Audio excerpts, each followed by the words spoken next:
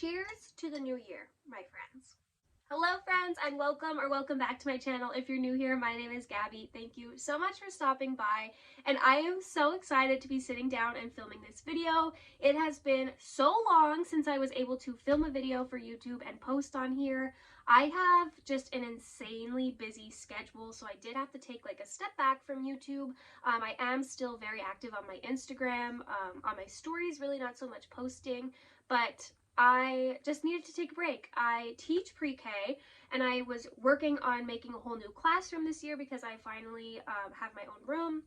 So all summer I spent setting up my classroom. I also did a summer school program. I also coach varsity cheerleading, and on top of all that, I was getting my master's. So everything's kind of like easing up or ending now. My last basketball game is February 6th, and then we won't have to worry about cheerleading until it's time for tryouts towards the end of the year.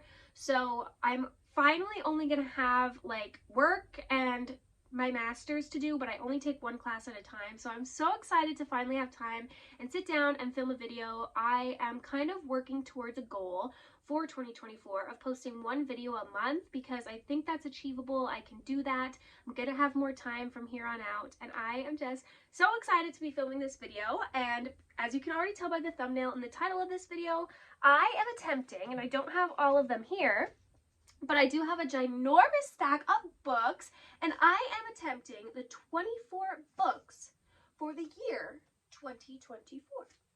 I read a total of 75 books in 2023, which honestly, I was really shocked that I even did that because I didn't have a ton of time to really read. So still being able to fit in 75 books into that insane schedule was, I don't know how I pulled it off, but I definitely am going to have more time this year. So I really wanted to do this reading challenge. I've seen a lot of people cutting it back and doing like 12 books recommended by 12 friends, and this is pretty much 2 books a month for 24 books in 2024.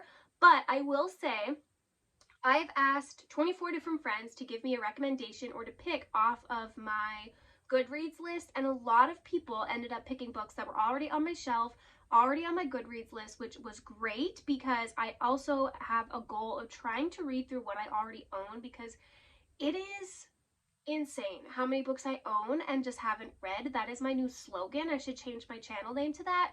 Own it but haven't read it. I think that's what I'm going to change my YouTube name to, because I have so many books and haven't read them. Like, why do I do that?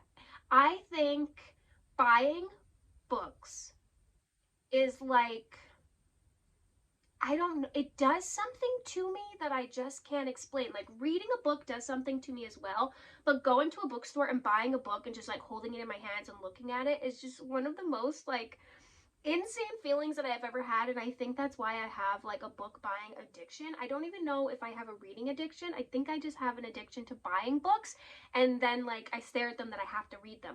I don't know if any of that makes sense. It's just all going in here, but anyways, without further ado, let me tell you about the 24 books that I'm going to read in 2024. Before I even mention any of the books, I need to take a moment and just admire my new reading chair. I saw this chair, and I'm not sure if it's the same exact one, on Sarah Caroli's Instagram, and I just needed it. I needed a new space. Before, this was my this is my reading nook, which like this is a different spot to film in, and you can see my ring light in the window. However, before I just literally had a cushion from Urban Outfitters on the floor, and it was not the comfiest, like literally just sitting on the floor. Now I have the big, what was that? The big red comfy couch or comfy chair? I don't know. Now it's the white one, and I love it. So does Benji. My dog even loves it. She's always up here laying. It's great. It's a beanbag chair, and it's just wonderful. So we just need to take a moment to admire it. Okay? First book on my list is Things We Never Got Over by Lucy Score. This is the first book in the Knock 'Em Out series. I'm actually already 50% through this one. I am enjoying it right now. This one follows our main character, Naomi, and she just left her fiance at the altar. She goes to this town in Virginia to help her sister. Her sister leaves her with a niece that she didn't know about it, no car, no money, and now she's stuck taking care of this 11-year-old girl. And she meets this grumpy Knox who's like also involved in so many things in this town. It's one of those towns who like, it's so small, but they all take care of each other, and I don't know, I'm just really enjoying this one so far, and like I said, I'm already 50% through this one. The next one is November 9 by Colleen Hoover. This was recommended to me by my friend Megan. I am kind of excited to read this one because it's been sitting on my shelves forever now. My only issue and why I haven't picked it up is because I've loved Verity, I loved It Ends With Us, and I loved All Your Perfects, but every other book that I've read by Colleen Hoover, like Hopeless, Ugly Love, I didn't love. And I feel like her writing or her books sometimes are hit or miss for me, so I was kind of nervous to pick this one up. Plus, there is a lot of authors out there that are better, in my opinion, than Colleen Hoover, and that is my personal opinion. You may love her, and that is great. I love that for you. But this one, it says, Fallon meets Ben, an aspiring novelist, the day before her scheduled cross-country move. Their untimely attraction leads them to spend Fallon's last day in LA together, and her eventful life becomes the creative inspiration Ben has always sought for his novel. Over time, and amidst the various relationships and tribulations of their own separate lives, they continue to meet on the same day every year, until one day Fallon becomes unsure if Ben has been telling her the truth or fabricating a perfect reality for the sake of the ultimate plot twist. Can Ben's relationship with Fallon and simultaneously his novel be considered a love story if it ends in heartbreak? So this one is kind of short, sounds interesting. I wanted to get to this one last year, but I didn't, so now I am forced to pick it up. Another one by Colleen Hoover that I actually am really intrigued to read, and I haven't looked up anything about this book because I didn't want other people's opinions to kind of like ruin it for me or any spoilers to spoil it for me, but that is Layla by Colleen Hoover. This was recommended to me by my friend Jacqueline. She read this one and really liked it. I feel like this one gives Verity vibes, but it's not like Verity at all. It says, when Lee meets Leia, he's convinced he'll spend the rest of his life with her until an unexpected attack leaves Layla fighting for her life. After weeks in the hospital, Layla recovers physically, but the emotional and mental scarring has altered the woman Leeds fell in love with. In order to put the relationship back on track, Leeds whisks Layla away to a bed and breakfast where they first met. Once they arrive, Layla's behavior takes a bizarre turn, and that's just one of the many inexplainable occurrences. That's as much as I'm going to read on the back, but this one really intrigues me. I wanted another one of like Colleen's psychological or like thrillery books to come out, and this is the only other one that I think she's ever written besides Verity that's sort of like that, so I'm excited to pick this one up. I just got in and I am really excited about it, and I added it to the list myself because I just wanted to read this one, and that one is The Fury by Alex Michaelides. He is the same author of The Silent Patient and The Maidens. I have The Maidens, but I have not read it. But I read The Silent Patient and I loved it. That one was, I ate that up. I literally think I finished that book in like 3 hours. It was insane. Like I just couldn't stop reading. It was perfect. So I'm really, really excited to read this one. I think this one gives like And Then There Were None vibes, if I'm not mistaken. I'm not really sure what it's even about, but I just know that I love this author and I'm really excited to read something else by him. Next one I have is The 7-Year Slip. This was recommended to me by Jessie from Reading with Jess. I have wanted to read this one for quite some time, but I never picked it up. So this is actually the book that my friend Autumn sent me. We are doing a best friend book swap for the whole entire year. So each month we have a prompt and we have to send each other a book that's based off that prompt, and then we have to read them. So I'm really excited for the end of the year already because I could do a video wrapping up all of the books that she sent me and then I read and my thoughts on them. However, this was the book she sent me for January. It was, our prompt was read a book with black, gold, or silver on the cover for a New Year's vibe. And she sent me The 7-Year Slip, and then Jessie picked this book for the 24 books of 2024. So it just worked out perfectly. I read The Dead Romantics by Ashley Poston, and I loved it. I thought it was such a unique twist on a romance. So I'm really excited to read this one. I believe this one is about like a apartment, and this girl goes to stay there, but it like time travels and goes back and forth, and like it's 7 years in the past whenever she's in this room, and there's a guy who lives there, and there's like a romance spark between the two. I don't know if that's what this one's about, but you get the gist. I'm really excited to pick up something else by this author. Another one that was on my list is Love Teach, Real Stories and Honest Advice to Keep Teachers from Crying Underneath Their Desks. I bought this one in 2023. One of my goals is to read more nonfiction. That was one of my goals last year, and I think the only one that I actually read was the book by Prince Harry, Spare. That was what it's called. And I waited literally what felt like a whole 7 years to get a hold of the audiobook for that one, and it was okay. It wasn't my favorite thing that I've ever read, but that was more of like an autobiography, whereas this one, I feel like I'm going to connect more to this because it actually tells me information about my job. And I started this one, I think I read one chapter of it in 2023, but then I put it back down. So I'm excited to pick this one back up in 2024 and start following my goal of reading more nonfiction books in 2024.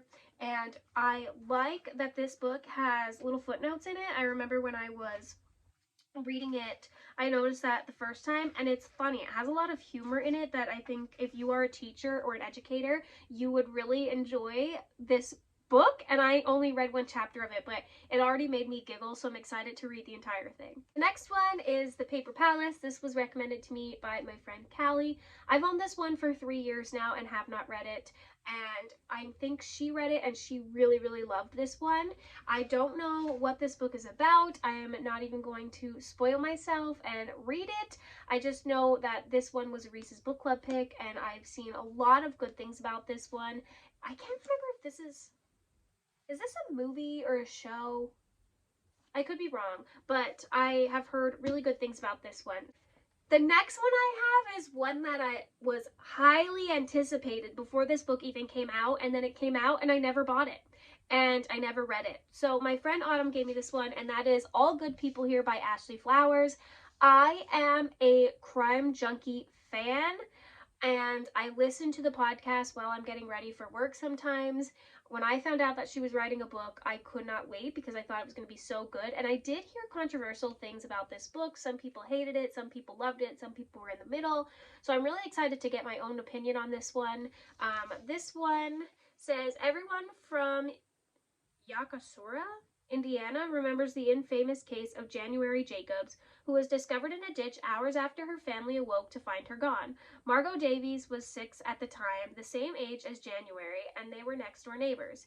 In the 20 years since, Margot has grown up, moved away, and become a big city journalist, but she's always been haunted by the feeling that it could have been her. And the worst part is, January's killer has never been brought to justice. When Margot returns home to help care for her uncle after he is diagnosed with early onset dementia, she feels like she's walked into a time capsule. Yakasura is exactly how she remembers: genial, stifled, secretive. Then, news breaks out about 5-year-old Natalie Clark from the next town over, who's gone missing under circumstances eerily similar to January's. With all of the old feelings rushing back, Margot vows to find Natalie and solve January's murder once and for all. But the police, Natalie's family, the townspeople, they all seem to be hiding something. And the deeper Margot digs into Natalie's disappearance, the more resistance she encounters, and the colder January's case feels. Could January's killer still be out there? Is it the same person who took Natalie? And what will cost them to finally discover what truly happened that night 20 years ago? I am really excited. I feel like I need to read that this month because of the January name in there, but I'm really excited to get my own opinion on this, and thank you to my friend Autumn, who accidentally got 2 copies of this one and gave me hers. Next book I have is A Good Girl's Guide to Murder by Holly Jackson. This one was recommended to me by Lena from Lena's Bookshelf. I really, really am excited to read this one just because I've owned this one for quite some time and literally had a stack of dust on it when I went to pull it off the shelf. That's how long it's been sitting on there. I believe this is a YA, but I've heard really good things about this series in general, and I think I don't know the last time I read a YA thriller mystery, so I'm excited to get into this one. Is this one a YA? It has to be, right? I don't know. I I literally don't know, but I'm gonna read it anyways because it's on my list. Next book was picked by Keely, and that was The House Across the Lake by Riley Sager. I cannot wait to get to this one. Riley Sager to me can seriously do no wrong. I've read a few books by him, and I've loved absolutely everything I've read by him. They are so fast-paced.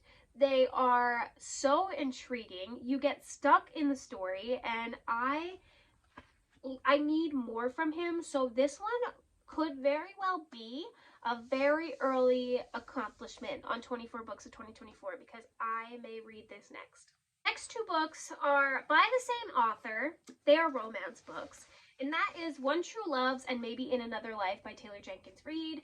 I am really hoping to pick these ones up soon. I've been kind of becoming a romance girly lately, and I've always read romance, but I always read more thrillers than romance. And then I get stuck in this like stage where all I want to read is fantasy books. Well, lately I've been stuck in this stage where all I want to read is romance books. And I couldn't tell you the last time, besides And Then There Were None and The Cozy Mystery that I just read, Murder Lo Mein, I couldn't tell you the last time I read a thriller. So I'm really excited to get to these two. Plus, I really want to get to Taylor Jenkins Reid's backlist. I've read Daisy Jones and the Six by her and The Seven Husbands of Evelyn Hugo, and I believe there's one more that I read by her.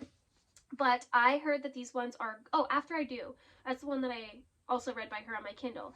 These two I heard are going to like rip my heart out, but in the best way possible. So I'm really excited to get to these two. I feel like I can connect to the storylines. I believe One True Loves follows our main character Emma, and she meets her high school sweetheart. They get married, and on their first wedding anniversary, he's out on an assignment and his helicopter goes missing over the Pacific, and they don't find him. She quits her job and moves her home in an effort to put her life back together. Years later now, she's in her 30s, she runs into an old friend, Sam, and they end up falling in love. They get engaged, and just when she thinks that she's at the second chance of happiness in her life, Jesse's found and he's alive. So she's kind of going back and forth between, like, do I go back to my husband who I thought was missing and who I've loved, but like now it's years later, I'm 30 and I'm engaged to this person who I've come to love. That is such a hard decision, and everybody that I talked to was like, I think she had picked the right person, the best decision, and I need to know who. I need to know which one. And maybe in another life, I just need to read this one because the main character, or one of the main characters' name is Gabby. So that's the only reason I need to read this one. Next one is a fantasy book that I cannot wait to pick up, and I don't know how I haven't picked it up yet, and that is Divine Rivals by Rebecca Ross. What is the second one that just came out? Ruthless Vows just came out, and everybody's reading that one because everybody is already ahead of the game and read this one already, and I haven't seen a single bad freaking thing about this book, so I knew that I needed to read this at some point. So this is on my list, and this one is another one that will be getting accomplished very soon. Next up, I have The Last Bookshop in London by Madeline Martin. Last year, towards the end of the year, well, really it was the summer because I was on my book trip with the girls. I said that I wanted to start reading more historical fiction. One of my, or possibly my favorite book of all time is The Tattooist of Auschwitz, and that is a historical fiction book, and I really, really like reading about World War II timelines and books that happened during that time. So this one was one of them that I bought with Keisha and Gwen, and that's still a goal for 2024, is reading more books, more historical fiction books. So this one says, August of 1939, London prepares for war as Hitler's focus sweeps across Europe. Grace Bennett has always dreamed of moving to the city, but the bunkers and drawn curtains that she finds on her arrival are not what she expected, and she certainly never imagined she'd wind up working at Primrose Hill, a dusty old bookshop nestled in the heart of London. Through blackouts and air raids as the Blitz intensifies, Grace discovers the power of storytelling to unite her community in ways she never dreamed, a force that triumphs over even the darkest nights of the war. This one, I think I just love the bookshop aspect of it and the power of storytelling, because isn't that why we read? Like, the power of storytelling and how you can like escape reality while reading a book. I don't know. And then the fact that it also has that like historical World War II setting, and I cannot wait to pick this one up. And it's fairly short too.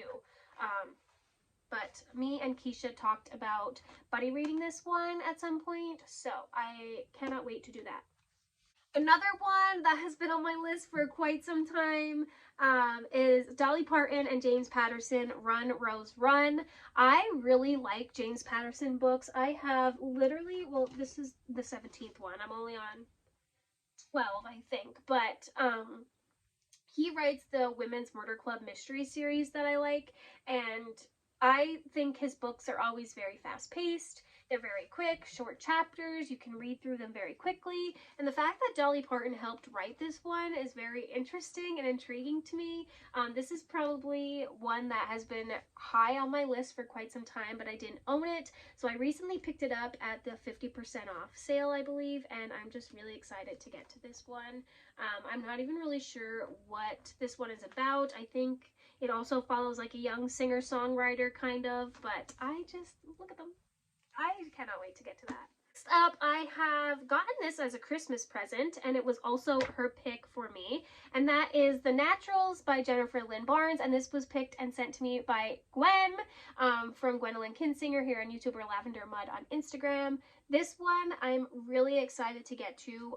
I have heard so many people really enjoy this series. It is a YA series. I've read the Inheritance Game series by this author, and I really enjoyed all of those books. I think the only one that I didn't read yet is the Hawthorne Brothers that just came out, but I have heard really interesting things about this one. It says 17-year-old Cassie Hobbs is a natural at reading people, piercing together the tiniest details. She can tell you who you are and what you want, but it's not a skill that she's ever taken seriously. That is until the FBI comes knocking. They've begun a classified program that uses exceptional teenagers to crack infamous cold cases, and they need Cassie.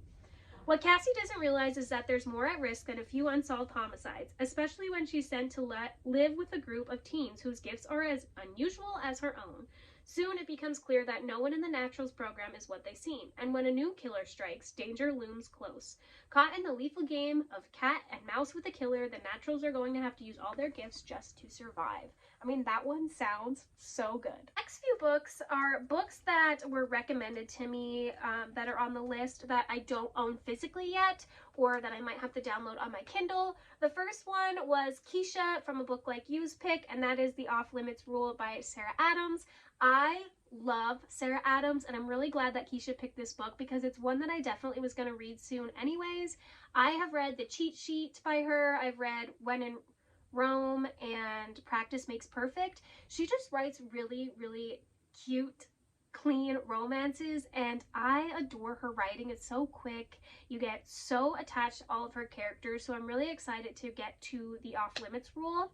The next one was recommended to me by my friend Darren. I'm going to be reading this one on Kindle, and that is Phantom Limb by Lucinda Beery. I read Off the Deep End last year by this author, and I'm not going to lie, I hated it.